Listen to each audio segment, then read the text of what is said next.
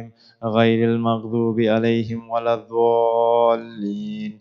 بسم الله الرحمن الرحيم. قل هو الله أحد الله الصمد لم يلد ولم يولد ولم يكن له كفوا أحد. بسم الله الرحمن الرحيم. قل هو الله أحد الله الصمد لم يلد ولم يولد ولم يكن له كفوا أحد. بسم الله الرحمن الرحيم. قل هو الله أحد الله الصمد لم يلد ولم يولد ولم يكن له كفوا أحد. صلوات.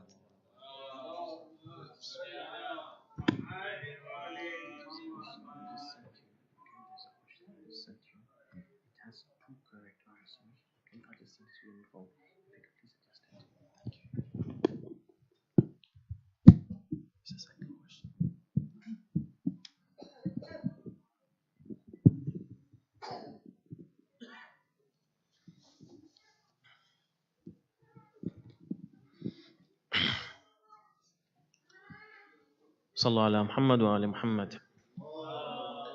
صلى على محمد وآل محمد وعجل الفرج من ودام. بسم الله الرحمن الرحيم. الحمد لله رب العالمين بارئ الخلائق أجمعين باعث الأنبياء والمرسلين، ثم الصلاة والتم التسليم على المبعوث رحمة للعالمين سيدنا ومولانا أبي القاسم المصطفى محمد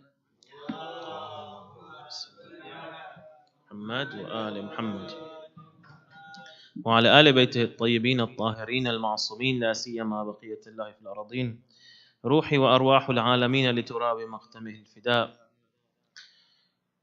My dear brothers and sisters, today in our last session concerning how to strengthen one's relation with the Imam alayhi salam of our time, today we'll talk about the signs of his reappearance, and inshallah we'll also talk about some of the features of his global government, inshallah. To start off, there are two main types of signs. We have the non-inevitable signs, and these may happen, but they may not happen. Okay? They are not 100% necessary to happen. Maybe Allah subhanahu wa ta'ala will decide that it's not necessary for these to happen. Secondly, you have the inevitable signs. And according to some of the ulama, they also refer to them as conditions. Okay? These signs, many of them are very, very general, especially the social, political, and security related. And these serve just to show that it's close. It's close. These serve to show that it is now happening. These show that it is close. These show that it is now happening. Okay? And one of the ulama, when he was resembling some of these signs, alamatul zuhur, he was saying that it's as if when you go on a trip. So as you drive, you have road signs. For example, let's say going from here to London, 50 kilometers left, then 20 kilometers left, or 20 miles left, 10 miles left. These signs over here are like that. What do they serve? They serve to show you that now things are getting closer. You're getting there. You're getting there. If the sisters are ready, we can ask the first question. Can we go on to the first question, please?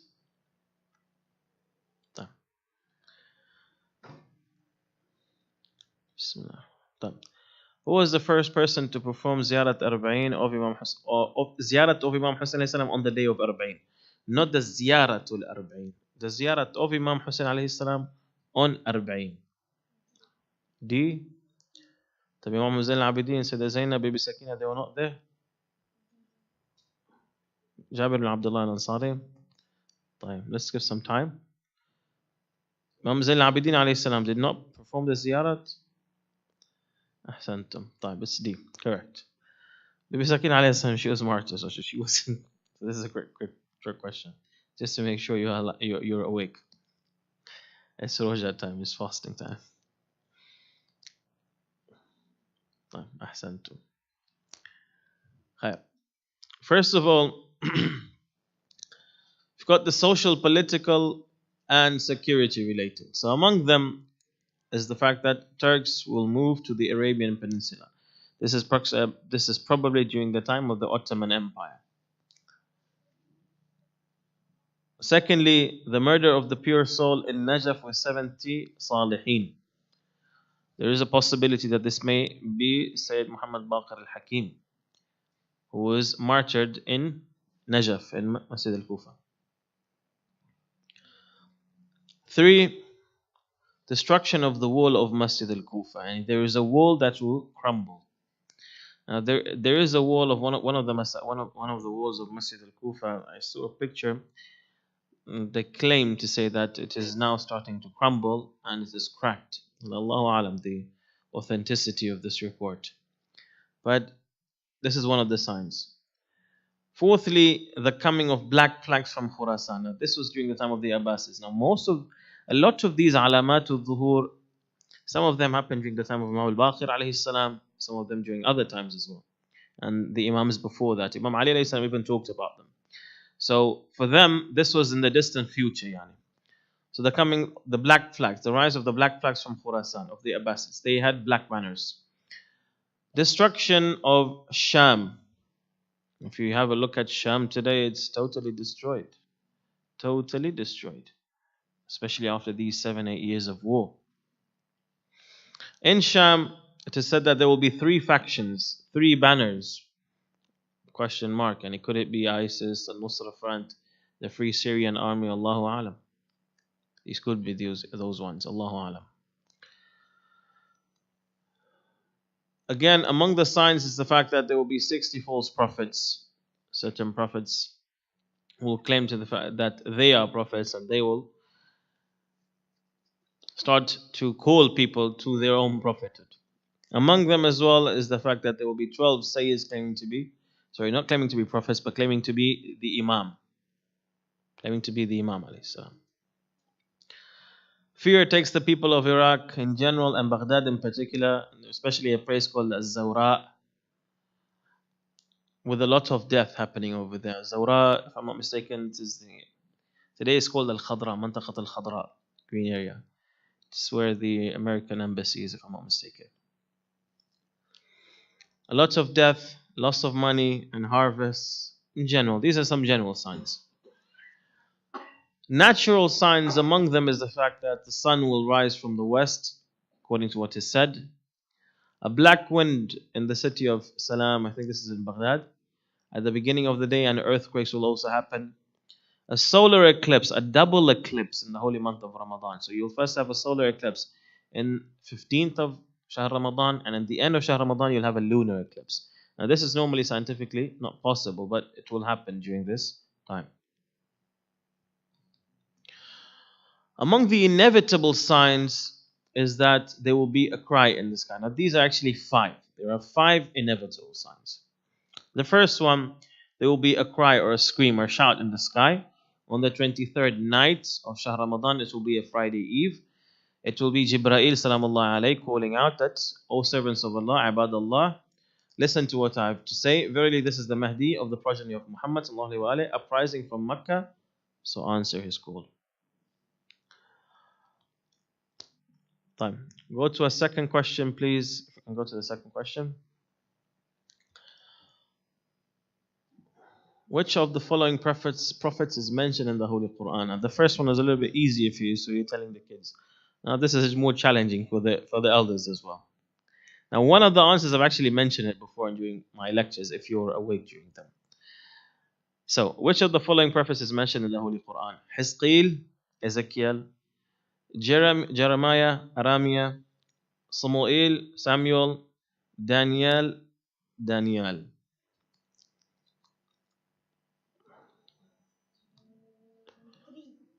3, okay. The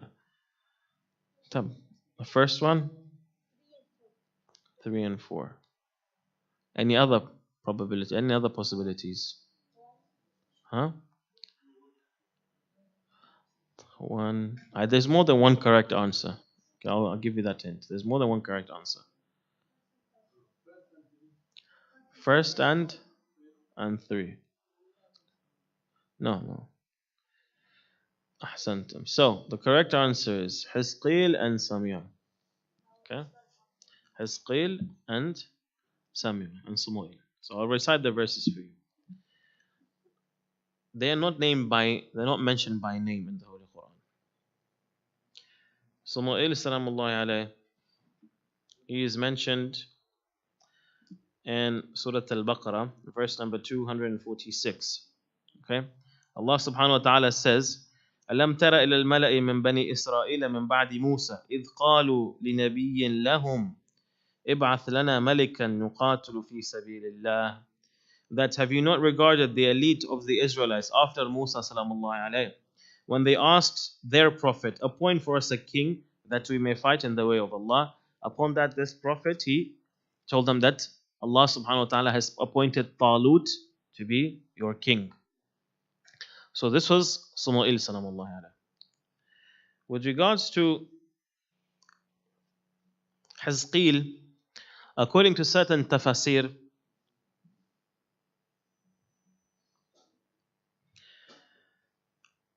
Allah subhanahu wa ta'ala mentions him also in Surah Al-Baqarah 259, verse number 259, Bismillah ar-Rahman ar-Rahim. أو كالذي مر على قرية وهي خاوية على عروشها قال أنى يحيي هذه الله بعد موتها فأماته الله 100 عام ثم بعثه. Or like the one who passed by a village and he saw it that it was crumbled and destroyed. So he asked that how will Allah subhanahu wa ta'ala revive it after its death? So Allah subhanahu wa ta'ala, he made him die for 100 years and then he resurrected him. So these are two prophets mentioned in the Holy Quran, not by name, but by description with what happened to them. And their stories are mentioned. So when you recite the Holy Quran, read the Holy Quran, just research, open it a little bit. Look at some of the meanings, commentaries, etc. Continuing, so the first again, in the sky, this is one of the clearest alamat al-dhuhur. Everybody will hear it in their own language. Everybody, I know this is actually a figure of speech. So everybody sleeping will become awake. Everybody standing will sit, and everybody sitting will stand up out of the shock from the call of Jibreel salamullahi alayhi. And women will start to encourage their husbands, their families, their brothers, etc. that go and aid him. May Allah Azza wa Jalla make us among those who go. I'm not like pribayo apne ke jao ape besi jagare darwajo band kari. Women folks will do that. Oppressors will be taken by fear because of the fact that they will come to know that this is the end for them. Secondly, the rise of the Sufyani, the bloodthirsty leader from the Umayyads, and his lineage goes back to Abu Sufyan. His face is scary. He is big in figure, tall, and he has scars of smallpox on his face. I don't think he believes in vaccination. So he will have smallpox scars on his face. He will appear from the dry valley in Sham, according to a narration from Amir al-Mu'minin sallallahu alayhi. He will murder and violate the sanctity of many people, their honors, their womenfolk, both him and his army, which will be in Sham, and then he will send his army. So it seems that he's going to divide his army. Part of it he will send to Sham, and part of it to Iraq, part of it to Medina, or to another possibility he will send it to Iraq first, and then from Iraq it will go to Medina. But what is known is that one part of it will remain. One part of it will remain with him. These are all scenarios. What I want to focus on is the fact that he will have two armies, or he would divide his armies in two. Part of it will go to Iraq, and a part of it will be in Medina. Now that is which is in Medina that will be the third sign. He shall appear in Rajab and will have a red banner. After causing a lot of havoc in Iraq, his army in Iraq will return to Sham. As for his army in Medina, it will be engulfed by the earth in the desert, and it will cave in, it will sink in. The earth will swallow it. The Imam alayhi salam will then go from Hijaz, he will go to Kufa and then to Sham. Now that army which is returning from Iraq to Sham, the Imam will meet it on the way and he will destroy it. And then he will also go to Sham and destroy As-Sufyani himself as well. The caving in of the desert, khasfun fil bayda, in the desert between Mecca and Medina. 1 mile from one of the mawaqit of Hajj from Dhul Halifa. Okay? So 1 mile out of Dhul Halifa, approximately. And it is said, according to certain narrations, it is makruh to recite salat in that area because it is one of those areas upon which the wrath of Allah subhanahu wa ta'ala either has come or it will.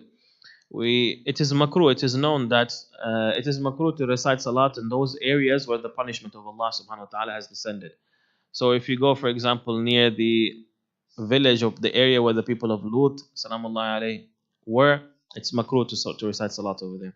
In one of the battles, the Holy Prophet sallallahu alayhi wa alayhi, Allahumma salli ala Muhammadin wa ala Muhammad, Muhammadin wa ala Muhammad. So the Holy Prophet, he was going with his army. I believe this was in northern Hijaz, where the people of Hud alayhi salam were, the Nabateans. And upon that, when the Muslims came over there, they saw the traces or their buildings, etc. The Holy Prophet told them that pass this place quickly, doing istighfar, and do not stop over here because it is a place of adhab. So to pray 1 mile from that. Now exactly which part of the earth is it, we don't know. But it's 1 mile from Dhul Halifa. It's makruh then to pray over there in that land exactly. Imam al-Hujj alayhi salam will leave from Medina to Mecca. And the leader of Sufyan's army in Medina will come to know. Okay? Upon that, he will send it to follow the Imam. And so these people, he will be in Medina. Okay? The Imam alayhi salam will leave Medina like, according to what certain narrations say, خائفا يترقب, like Musa salamullahi alayhi. Wary, and he will also be cautious, looking around to see maybe if someone is following him. Based upon that, when news reaches that leader, that commander of the army in Medina, he will send a regiment of his army to go after Imam salamullahi alayhi. As soon as it reaches Dhul Halifa, at that point, it will swallow him, the earth will swallow the entire army, only 2 people will survive. And according to one of the narrations, the punishment that will also, these 2 people, they will be afflicted with is something really, really, and it's out of your mind. It's out of this world, I mean to say. One of them then will come to the Imam and he will warn him, and the other will go to warn the Sufyani. If we can go to this to the third question kindly.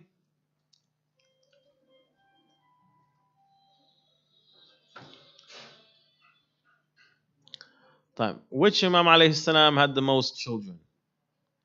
Imam al-Kadhim alayhi salam, Imam Muhammad al-Taqi alayhi salam, Imam Ali alayhi salam, Imam Ali al-Naqi alayhi salam. Which Imam had the most children? 3. Imam Ali alayhi salam. 1. Imam al-Kadhim alayhi salam. Muhammad. What about Imam Ali al-Naqi? So many Naqawi Sadat. But in general, all of the children, wouldn't they be going back to Imam Ali alayhi salam? Think about that. And we've got a few seconds. Ponder over it. Think over it.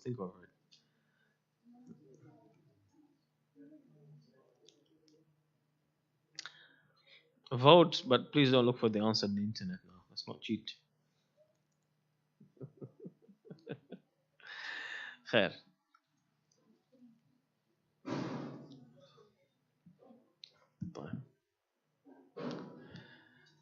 It's Imam al-Kadhim alayhi salam. Imam al-Kadhim alayhi salam had the most children out of all of the Imams salam alayhi. So al-Musawi family is the biggest family actually in the world. It has a few million members.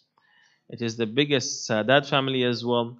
Now Imam al-Kadhim alayhi salam, among his children were other than Imam al-Rida alayhi salam. So based upon that, the Musawi family in essence is extremely big. And even a Naqawi family, etc., all of them, Radawi family, all of them go back to al-Musawi anyway. Imam al-Kadhim alayhi salam had approximately 30 to 37 children between daughters and sons. Many of them were martyred and they're buried in different parts of the Islamic world. Some of them in Mashhad, some of them in, for example, in Shiraz, in Qom, etc.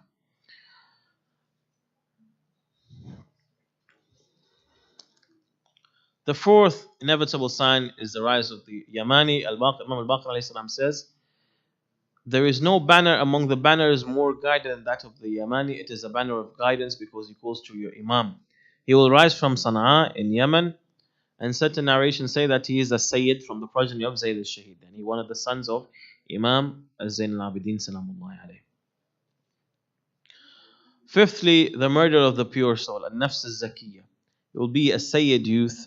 According to narrations, Muhammad ibn al-Hasan. Now, by the way, see, certain narrations, they give names. There is a narration or two narrations that talk about the names of the 313. Now, you can't come to confirm 100% that these are actually their names that they are known by. It is a possibility that the Imam alayhi salam, Imam Ali alayhi salam, when he talked about their names, he was using aliases for them.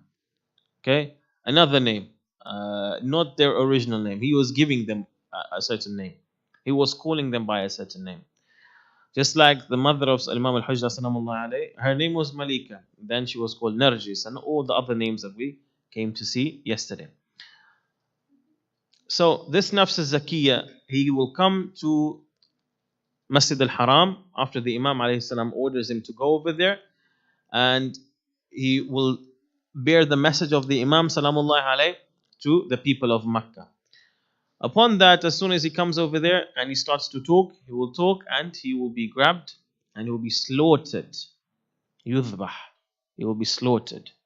Between al-Rukn, and it seems to be maybe al-Rukn al-Sharqi, either al-Rukn al-Sharqi or al-Rukn al-Sharqi, between the Rukn al-Sharqi and Maqam of Ibrahim salamullahi alayhi. Okay?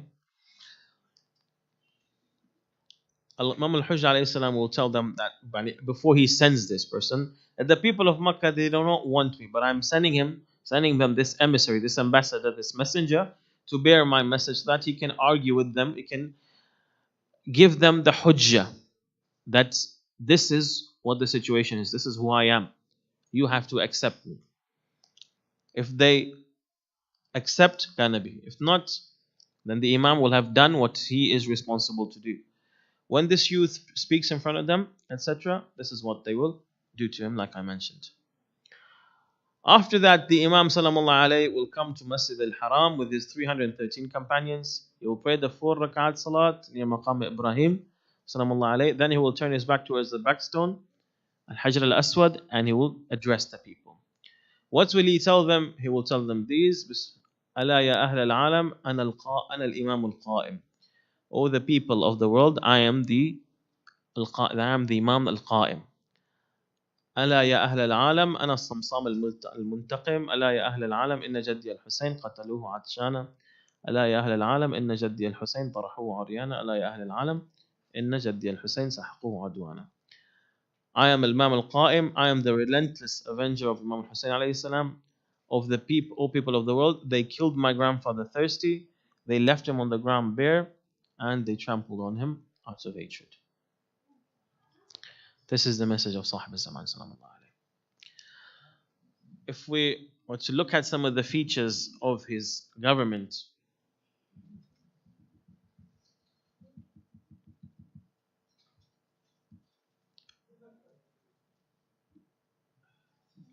so the first thing is that there is a resemblance between the movements of the Prophet sallallahu alayhim, all prophets, and Sahib al-Zaman sallallahu alayhi.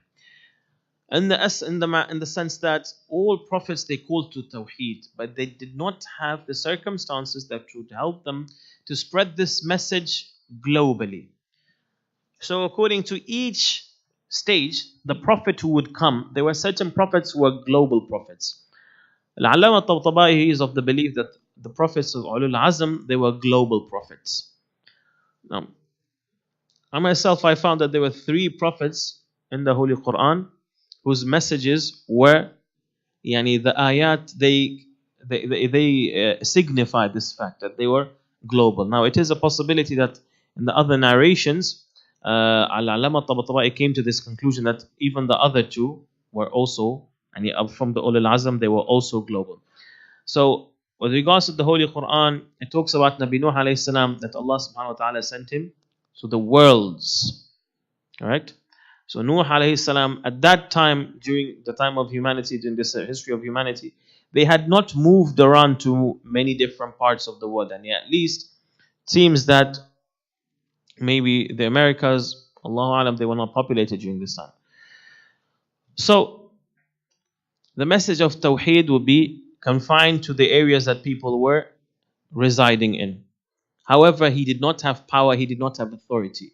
When you don't have power and authority, you can't enforce that message.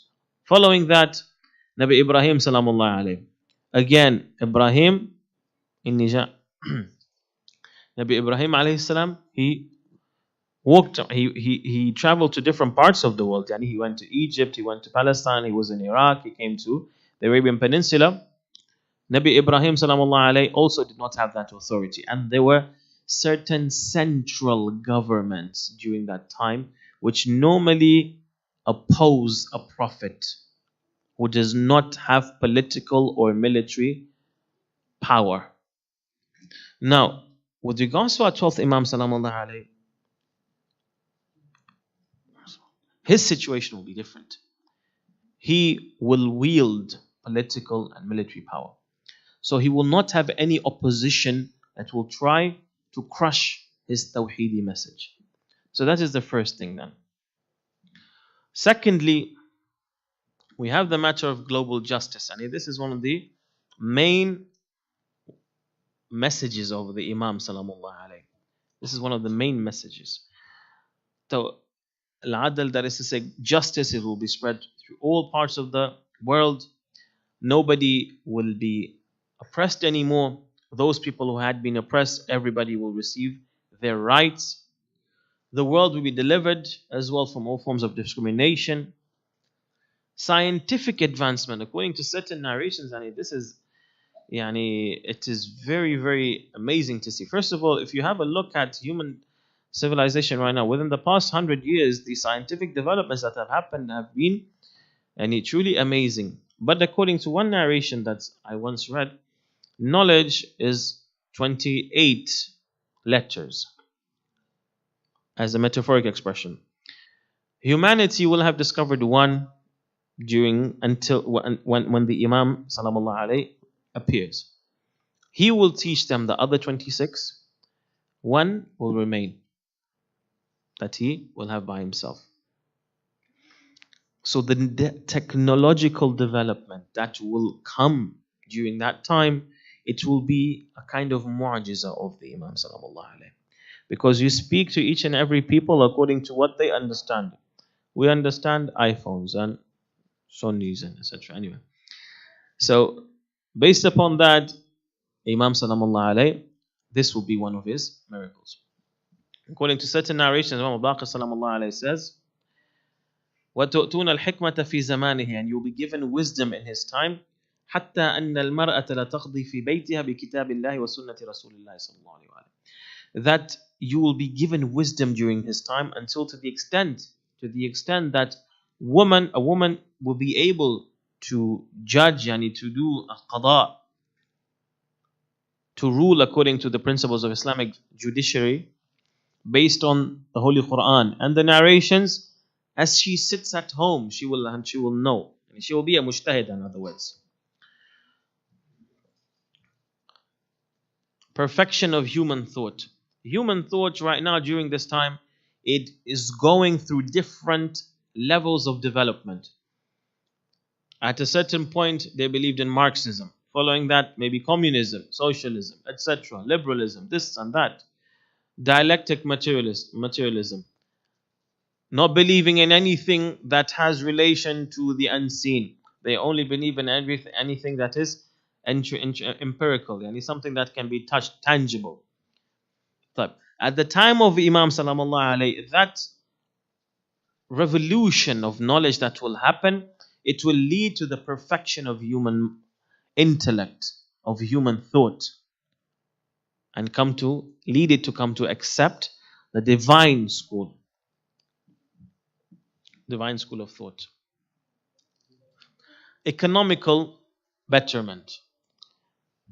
Our Imam salamullah alayhi, as soon as he comes, one of the things that he will do is that he will give and pay the debts of all people, all Shias, all of their debts, whatever they need.